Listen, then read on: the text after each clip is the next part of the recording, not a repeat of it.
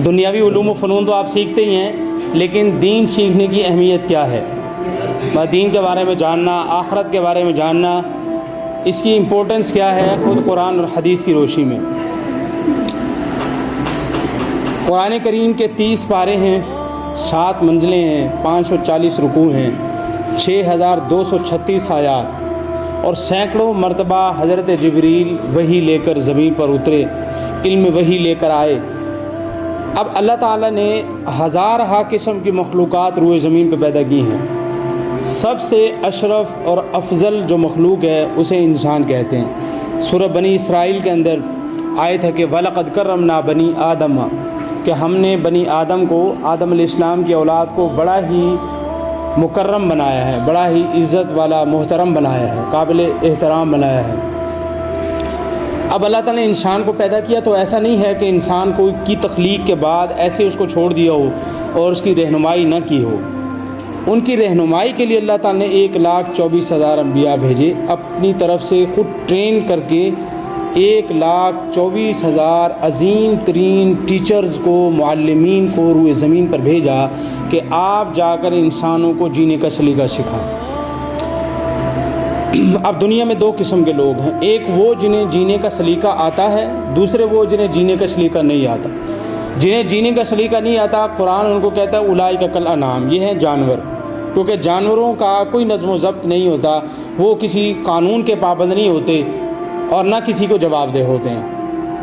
बल्कि जिसने उन जानवरों को रखा होता है, अगर वो कहीं सुस्ती करे तो कसूरवार वो इंसान होता है जिसने जानवरों को रखा हुआ है। जानवरों को कोई भी कसूरवार नहीं कहता, क्योंकि वो हुए जो जानवर। अब जिनको नज़्म व ज़ब्त के साथ जीने का हुक्म दिया वो इंसान है, और ये इंसान जिनके पास अंबिया आए हैं, फिर उनमें से जो मुसलमान हो जाते हैं, उन पर लाजिम है कि वो जीने का सलीका वही अपनाएं जो अंबिया को सिखा कर भेजा गया और अंबिया किराम ने इंसानों को बताया, ख़ास तौर पे मुसलमानों को बताया। अब जीने का सलीका बग़ैर सीखे तो नहीं आ सकता, बग़ैर पढ़े तो नहीं आ सकता। जब तक हम पढ़ेंगे नहीं बाकायदा कहीं पर, या किसी किताब को या किसी कोई लेक्चर नहीं सुनेंगे कि ये काम इस तरह करना है, तब तक कोई भी काम नहीं आएगा। मसलन आप देखें, अभी आप टेस्ट की तैयारी कर रहे हैं, पेपर दे रहे हैं, आप पेपर को अटैम्प्ट करने का क्या तरीका है, जब तक कोई आपको बताएगा नहीं, आप कहीं सुनेंगे नहीं, देखेंगे नहीं, आपको कैसे पेपर अटैम्प्ट करना आएगा। आखिर कहीं ना कहीं पहली मर्तबा इस चीज़ के बारे में जानना, सुनना, देखना, वैसे ही लिखना ये ज़रूरी है, फिर जाकर वो काम आएगा। ऐसे ही जीने का सलीका बग़ैर इल्म हासिल किए तो नहीं आ सकता। अब ज़ाहिर है जब जीने का ढंग अल्लाह ने सिखाया है तो इल्म भी तो वही सीखना ज़रूरी होगा जो अल्लाह ने भेजा है। वो पीछे जो मैं आपको बात बता रहा था कि कुरान करीम के 30 पारे, 7 मंजिलें, 540 रुकू, 6236 आयात जदीद कौल के मुताबिक, पुराना तो है 6666, सही कौल ये है कि 6236 आयात है। ठीक है, उसमें से फिर जो है मक्की सूरतें हैं, मदनी सूरतें हैं। ठीक है, 28 सूरतें मदनी और 86 मक्की हैं, 114 सूरतें बन जाती हैं। तो इनमें से जो पहली वही उतरी है उसमें 5 आयतें हैं। उन 5 आयात में अल्लाह ने 2 जगह पे कहा इक़रा, इल्म हासिल करो। अब पहला जो इक़रा है, लफ्ज़ इक़रा, तकरीबन कुरान के 78,000 अल्फाज हैं, उनमें से पहला लफ्ज़ यही है कि रीड, इल्म हासिल करो। अब आप अंदाज़ा करें, सबसे पहले अल्लाह ताला ने जिस इंसान को बनाया था, हज़रत आदम अलैहिस्सलाम को, तो उनको जो फजीलत दी थी और ख़लीफ़ा बनाया था तमाम फरिश्तों पर, एक टेस्ट हुआ था।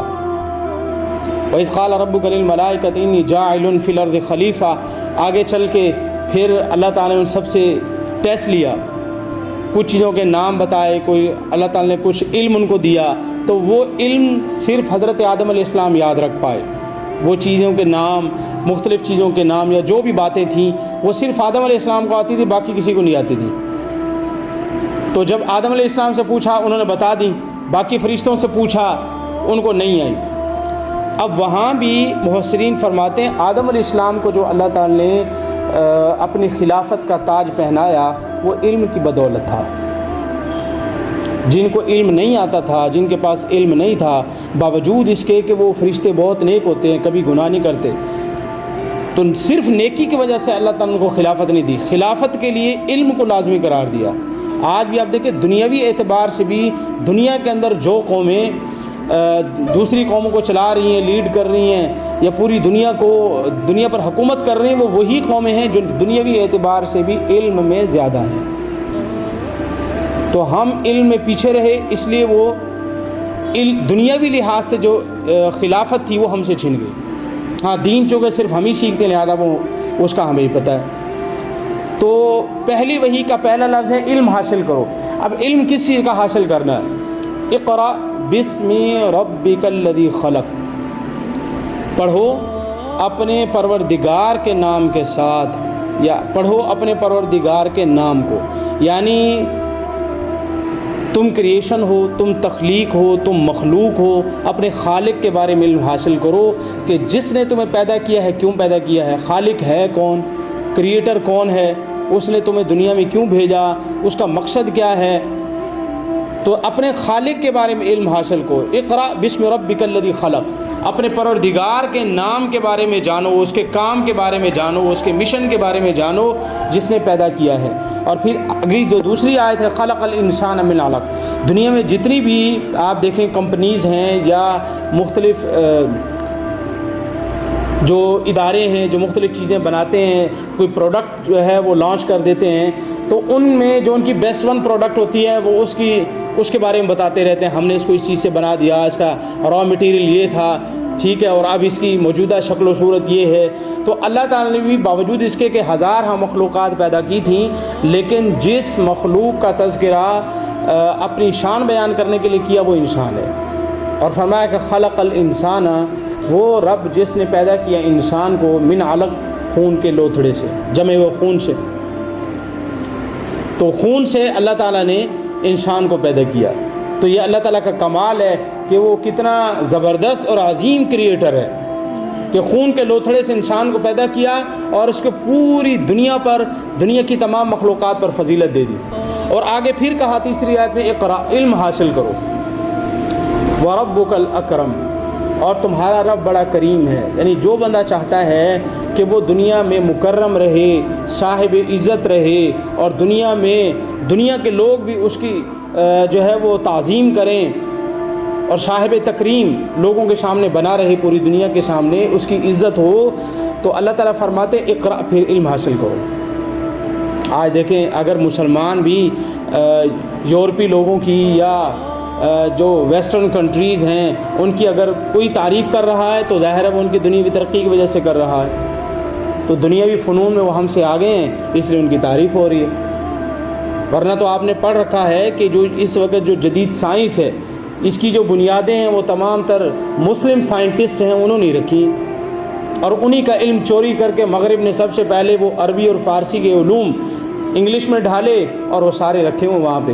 اور شاید میں نے آپ کو بتایا تھا کہ جو پرانے وی سی تھے IUB کے، انہوں نے بتایا کہ جس وقت میں لندن میں PhD کر رہا تھا تو ہمارے PhD کے نصاب میں مقدمہ ابن خلدون، علامہ ابن خلدون کا مقدمہ ہے، ان کی کتاب ہے، وہ PhD کا سلیبس ہے انگلش میں، لیکن وہ اصل کتاب انگلش میں نہیں ہے۔ تو انہوں نے سب سے پہلے یہی کام کیا کہ اگر ہم اپنے بچوں کو پہلے فارسی پڑھائیں، عربی پڑھائیں، پھر وہ سیکھیں تو کبھی بھی نہیں ایسا کر پائیں گے۔ تو پہلے انہوں نے سارے علوم ترجمہ کر کے اپنی کتاب مادری زبان میں لائے اور پھر اپنے بچوں کو وہی مادری زبان پڑھائی، اور ہمارے مسلمانوں کو بے وقوف بنایا ہوا ہے کہ نہیں، اگر علم حاصل کرنا چاہتے ہو تو پہلے انگلش پڑھو ورنہ کچھ بھی نہیں آئے گا۔ سب سے بڑا جو مطلب ہم اجمی لوگوں میں، یا یوں کہہ لیں کہ ہم جو اردو بولنے والے ہیں یا کوئی بھی ہماری مادری زبان ہے، ہمارے اور کامیابی کے بیچ میں جو سب سے بڑا بیریئر ہے وہ لینگویج کا ہے۔ ہماری ساری صلاحیتیں تو ABC یاد کرنے میں لگ جاتی ہیں۔ اب آپ دیکھیں جو اردو ہے، اردو کا کو جو مضمون ہے یا کسی شعر کی تشریح ہے وہ آپ انگلش کی نسبت زیادہ لکھ لیتے ہیں، اور اتنا پڑھنا بھی نہیں پڑتا، اور صرف تھوڑا سا ہی پڑھا جائے تو بہت سی چیزیں ذہن میں بیٹھ جاتی ہیں۔ اسی وجہ ہے کہ اس زبان کے ساتھ ہمیں مناسبت ہے، لیکن انگلش کے ساتھ ہمیں مناسبت نہیں۔ بہرحال وہ ایک پوری دنیا میں ہی ایک یہ مسئلہ ہے، لیکن ہمیں پڑھنا ہے، بہرحال انگریزی زبان کو بھی پڑھنا ہے، اس کو سیکھنا ہے۔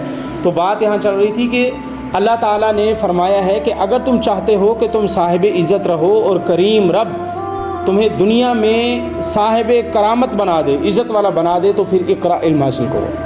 علم حاصل کے بغیر تم عزت والے نہیں بن سکتے۔ آگے پھر فرمایا کہ علم حاصل کیسے ہوگا، علم کے اسباب کیا ہوتے ہیں۔ علم حاصل کرنے کا سب سے بڑا ذریعہ قلم ہے۔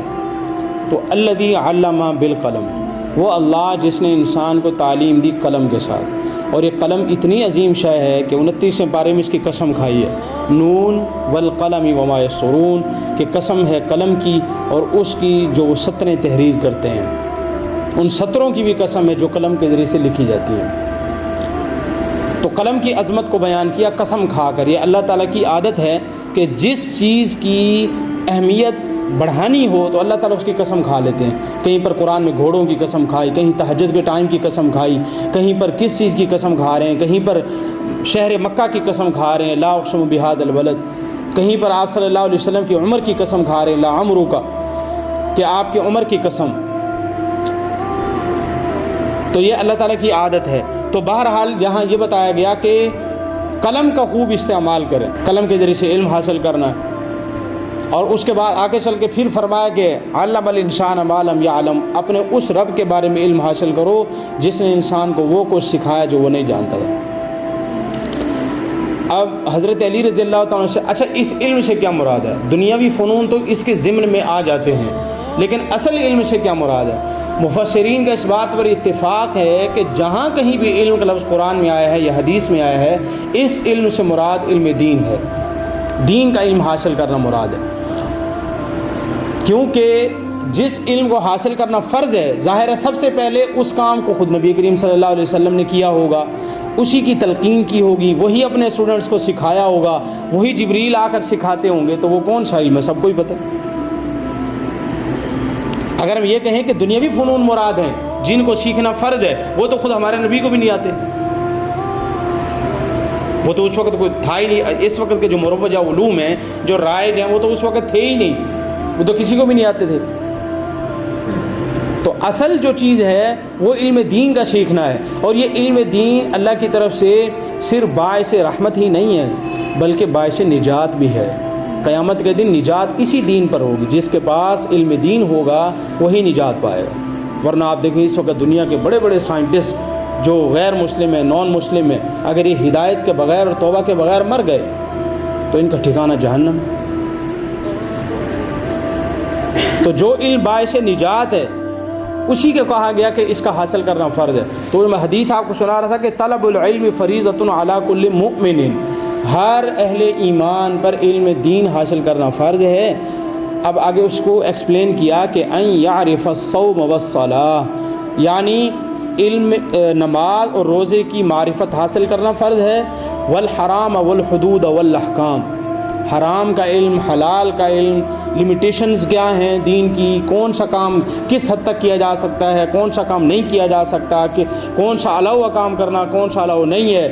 تو ان ساری چیزوں کا علم حاصل کرنا یہی علم دین ہے، اسی کو سیکھنا فرض ہے۔ عبداللہ بن مبارک رحمۃ اللہ علیہ بہت بڑے تابعی ہیں، بہت بڑے مجاہد ہیں، دن کو جہاد کیا کرتے تھے اور روزہ رکھ کر جہاد کرتے تھے دن کو، اور رات کو جو ہے ساری رات مصلی پہ ٹھہرتے تھے، مشہور ہیں، اور یہ اپنے وقت کے بادشاہ تھے۔ اللہ نے ان کو، تو آپ گوگل پہ جا کے لکھیں عبداللہ بن مبارک، صرف اتنا نام لکھ لیں عبداللہ بن مبارک، ان کی زندگی کے بارے میں آ جائے گا تفصیل۔ بادشاہ وقت تھے، اللہ تعالیٰ نے ان کو توبہ کی توفیق دی تو بہت بڑے عالم بنے۔ یہ امام بخاری رحمۃ اللہ علیہ وغیرہ یہ عبداللہ بن مبارک کے شاگردوں کے شاگرد ہیں۔ تو ان سے پوچھا گیا کہ علم دین کتنا حاصل کرنا چاہیے؟ انہوں نے کہا کہ جس بندے پر جس کام کا کرنا فرض ہے اس کے بارے میں مسائل کا علم ہونا چاہیے۔ مثال کے طور پر ایک آدمی پر نماز پڑھنا فرض ہے، تو اب نماز کے مسائل اسے آتے ہوں، ظاہر نماز کے لیے وضو کرنا بھی فرض ہے، اسے وضو کے مسائل بھی آتے ہیں۔ ایک آدمی جو ہے وہ روزے رکھتا ہے تو روزے کے مسائل اس کے آتے ہیں، روزے اس پر فرض ہیں۔ ہاں جو چھوٹا بچہ ہے ابھی، چونکہ اس پر روزے فرض بھی نہیں، اس لیے اس کو یہ مسائل آنے ضروری بھی نہیں ہے، لیکن بغیر پڑھے آئیں گے کیسے؟ اس لیے روزے فرض ہونے سے پہلے یعنی جب یہ بالغ ہوگا تب اس سے پہلے یہ ضرور ان مسائل کا علم حاصل کر لے۔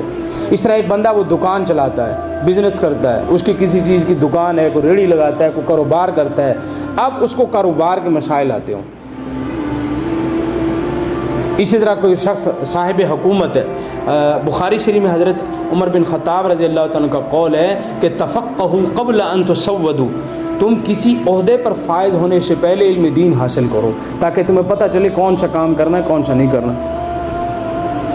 کوئی 22ویں گریڈ کا آفیسر بن گیا، وزیر اعظم بن گیا، وزیر اعلیٰ بن گیا، اب وزیر اعلیٰ کی ذمہ داریاں کیا ہیں، اللہ تعالیٰ نے اس کے اوپر کیا کیا اس کی ڈیوٹیز لگائی ہیں، وہ جب تک علم دین حاصل نہیں کرے گا اس کو کیسے پتہ چلے گا؟ اور جب اس کو پتہ ہی نہیں ہوگا تو وہ عمل ہی نہیں کرے گا، وہ تو یہی کہہ دے گا مجھے تو پتہ ہی نہیں۔ اور خود امام بخاری رحمۃ اللہ علیہ حضرت عمر بن خطاب کا یہ قول لکھنے کے بعد آگے مزید اس کو ایکسپلین کرتے ہیں کہ بالکل ایسا ہی ہے کہ تمہیں کوئی بھی عہدہ حاصل کرنے سے پہلے تمہیں دین کے احکام اور مسائل آتے ہوں، اور پھر فرمایا کہ اس بات پہ شرم نہ کیا کرو کہ ہماری عمر تو اب اتنی ہو گئی ہے۔ فرمایا صحابہ کرام بوڑھے ہو گئے تھے پھر بھی علم دین سیکھا کرتے تھے۔ آپ نے پچھلے سال جو ہے وہ سورہ بقرہ کے اندر پڑھا ہوگا کہ حضرت عمر فاروق نے سورہ بقرہ کتنے سال میں سیکھی؟ 12 سال میں۔ ان کے بیٹے عبداللہ بن عمر نے 8 سال، اب 12 سال لگا دیے۔ ہمارے ہاں تو تراویحوں میں اگر قاری صاحب 30 منٹ لگاتے تو کہتے وقت ضائع کر دیا، یہ تو بیکار آدمی۔ اصل قاری صاحب تو وہ جو 10 منٹ پہ پورا قرآن ختم کر دے، اور ادھر وہ 12 سال میں صرف سورہ بقرہ سیکھ رہے ہیں۔ اور صحابہ کرام فرماتے ہیں کہ ہم تھوڑا تھوڑا علم سیکھا کرتے تھے، پہلے اس پہ عمل کرتے پھر آگے سیکھتے۔ اور یہ قرآن تھوڑا تھوڑا نازل ہوا، کافروں نے اعتراض کیا، یہودیوں نے اعتراض کیا کہ تورات پوری اتری، انجیل پوری اتری، زبور پوری اتری، قرآن پورا کیوں نہیں اترتا؟ تو اللہ تعالیٰ نے اس کا جواب دیا کہ ہم تھوڑا تھوڑا اس لیے نازل کرتے ہیں کہ تھوڑا تھوڑا سبق اسٹوڈنٹس کو ملے، اہل ایمان کو ملے، وہ اچھی طرح اس کو یاد کریں، حفظ کر لیں آیات، اپنی زندگی میں اس کو اپلائی کر لیں، اس کے بعد پھر اور آیات نازل کر دیں۔ تو تھوڑا تھوڑا اس لیے سبق دیا جاتا ہے، قرآن کریم تھوڑا تھوڑا اس لیے نازل ہوا۔ تو بہرحال اور اس علم دین کی بہت فضیلت ہے۔ اچھا مزے کی بات یہ ہے کہ سورۃ طٰہٰ کے اندر ایک آیت آتی ہے اور وہ ہم سبھی جانتے ہیں، پڑھتے ہیں، رب زدنی علما۔ بہت بڑے مفسر ہیں امام قرطبی رحمۃ اللہ علیہ، انہوں نے اپنی تفسیر قرطبی میں لکھا ہے اس آیت کی تفسیر کرتے ہوئے، اللہ تعالیٰ نے کوئی کسی اور چیز کے بارے میں نبی کریم صلی اللہ علیہ وسلم کو یہ نہیں سکھایا کہ آپ اللہ سے یہ دعا کریں یا اللہ مجھے یہ زیادہ عطا فرما۔ مثلا ہم اپنے آپ کو دیکھیں تو مثلا ہمارے پاس دنیا کے نمبر زیادہ ہوں یا پیسے زیادہ ہوں، بینک بیلنس زیادہ ہو، گاڑیاں زیادہ ہوں، سواریاں، کپڑے زیادہ ہوں، جوتے زیادہ ہوں، اللہ تعالیٰ اپنے نبی کو کیا سکھا رہے ہیں؟ علم زیادہ۔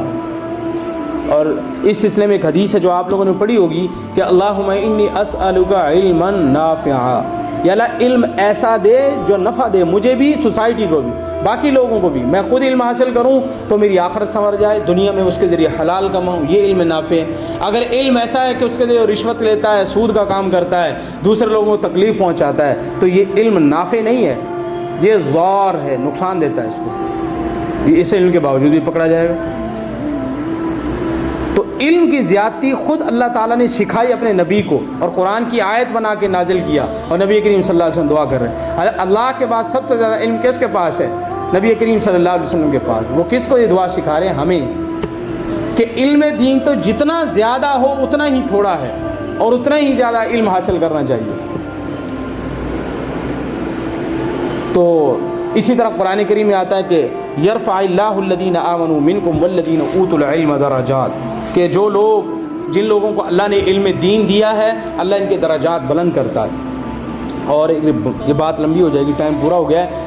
ایک موقع پر ایک صحابی نے پوچھا کہ یا رسول اللہ، ایک وہ بندہ ہے جو صرف عبادت کرتا ہے، نوافل پڑھتا ہے، تسبیح پڑھتا ہے، اللہ اللہ کرتا ہے، مسجد میں بیٹھا ہوا ہے، تسبیح پڑھ رہا ہے، ذکر کر رہا ہے، تلاوت کر رہا ہے، ایک بندہ وہ ہے جو علم دین سیکھتا ہے تاکہ وہ دوسروں کو سکھائے، تو ان میں سے زیادہ بہتر کون سا ہے؟ اللہ کے نبی نے فرمایا کہ جس آدمی نے علم دین سیکھا ہے تاکہ دوسروں کو سکھائے، اس کی فضیلت اس دوسرے آدمی پر جو ہر وقت تسبیح پڑھ رہا ہے، نفل پڑھ رہا ہے، تلاوت کر رہا ہے، اس آدمی پر ایسے ہی فضیلت ہے جیسے مجھے تم میں سے ادنا سے صحابی پر۔ اور ایک حدیث میں آتا ہے جیسے کہ چاند کو فضیلت حاصل ہے باقی ستاروں پر، ایسے ہی اس عالم کو فضیلت حاصل ہے باقی نیک لوگوں پر. جو گناہ گار ہے وہ تو ہے ہی الگ. اور دنیا کا سب سے بہترین آدمی کون اگر پوچھا جائے تو کوئی کہے گا بل گیٹس ہے، کوئی کہے گا شہباز شریف ہے، کوئی کہے گا حافظ صاحب ہے، کوئی کس کے بارے میں کہے گا. تو میں ویسے بات کر رہا ہوں. اللہ کے نبی کیا کہہ رہے ہیں؟ خیرکم من تعلم القرآن وعلمہ. دنیا کا سب سے بہترین آدمی کون ہے؟ جو قرآن سیکھے اور قرآن سکھائے. سمجھ آ رہی؟ تو اس لیے علم دین کا سیکھنا اب تو اتنا آسان ہو گیا. اب تو آن لائن کورسز آتے ہیں، شارٹ کورسز ہوتے ہیں، تفسیر کے، سیرت کے، مختلف چیزوں کے. اب تو باقاعدہ اہل علم کے جو ہے وہ سوشل میڈیا پہ یا یوٹیوب پہ مختلف قسم کے تفسیر کے ہر چیز کے کورسز پڑے ہوئے ہیں. وہاں سے ہم اپنے فری ٹائم میں سیکھ سکتے ہیں. تو یہی ہے کہ ہم خود سنجیدہ ہوں اور اس کی اہمیت کو سمجھیں. اور ایک حدیث سنا کے بات ختم کرتا ہوں. اللہ کے نبی صلی اللہ علیہ وسلم ارشاد فرمایا کہ ان اللہ یبغض کل عالم بالدنیا وجاہل بالآخرہ. اللہ تعالیٰ ایسے شخص کو انتہائی ناپسند کرتے ہیں جس کو دنیا کی نفع کی اور دنیا کی چیزوں کا تو پتہ ہو اور آخرت کے بارے میں وہ بالکل کورا ہو. آخرت کا اس کا کچھ دنیا کیسے کمانی ہے یہ پتہ ہے، لیکن آخرت کیسے آئے گی اسے یہ نہیں پتہ. دنیا والوں کو کیسے راضی کرنا اسے یہ پتہ ہے، لیکن آخرت والے کو کیسے راضی کرنا یہ نہیں پتہ. مخلوق کیسے خوش ہوگی اس کو یہ پتہ ہے، خالق کیسے خوش ہوگا اسے یہ نہیں پتہ. تو اللہ تعالیٰ ایسے بندے کو بالکل ناپسند کرتے ہیں. اور اس سلسلے میں اور بہت سی وعید ہیں جو قرآن کریم میں اور احادیث میں آتی ہیں.